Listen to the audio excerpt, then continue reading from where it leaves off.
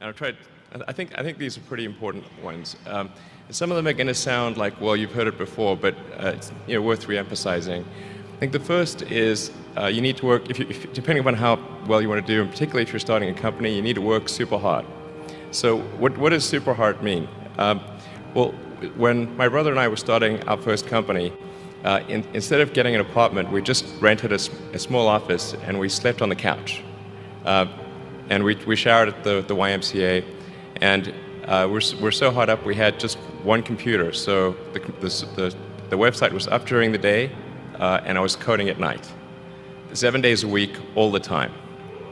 And I sort of briefly had a girlfriend in that period, and in order to be with me, she had to sleep in the office. So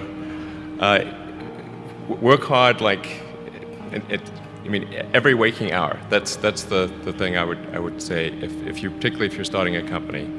And I mean, if you do simple math, say like, okay, if somebody else is working 50 hours and you're working 100, you'll get twice as much done in the course of a year as the other company.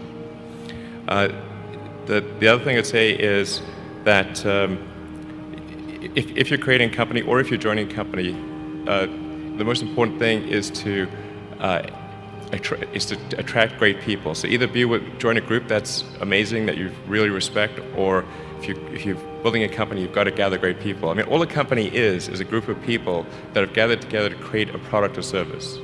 And so depending upon how talented and hardworking that group is, and the degree to which they are focused cohesively in a good direction, that will determine the success of the company. So do everything you can to gather great people if you're creating a company. Then I'd say focus on signal over noise. A lot of companies get confused. They spend money on things that don't actually make the product better. So, for example, at Tesla, we've never spent any money on advertising. We put all of the money into R&D and manufacturing and design to try to make the car as good as possible.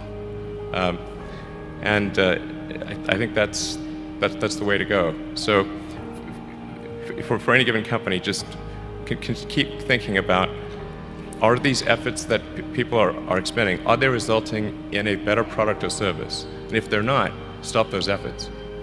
And then the final thing is to sort of don't just follow the trend. So you may have heard me say that it's good to think in terms of the physics approach, or first principles, which is, rather than reasoning by analogy, you boil things down to the most fundamental truths you can imagine, and you reason up from there. And this is a good way to figure out if something really makes sense, or if it's just what everybody else is doing. It's hard to think that way. You can't think that way about everything. It takes a lot of effort. But if you're trying to do something new, it's the best way to think. And that framework was developed by physicists to figure out counterintuitive things like quantum mechanics. So it's really a powerful method. Anyway, so that's, and then I think the final thing I would encourage you to do is, now is the time to take risk. You don't have, you don't have kids. As you get older, your obligations increase. So and once you have a family, you start taking risk not just for yourself, but for your family as well. It gets much harder to do things that might not work out. So now is the time to do that before you have those obligations. So I would encourage you to take risks now. Do something bold. You won't regret it. Thank you.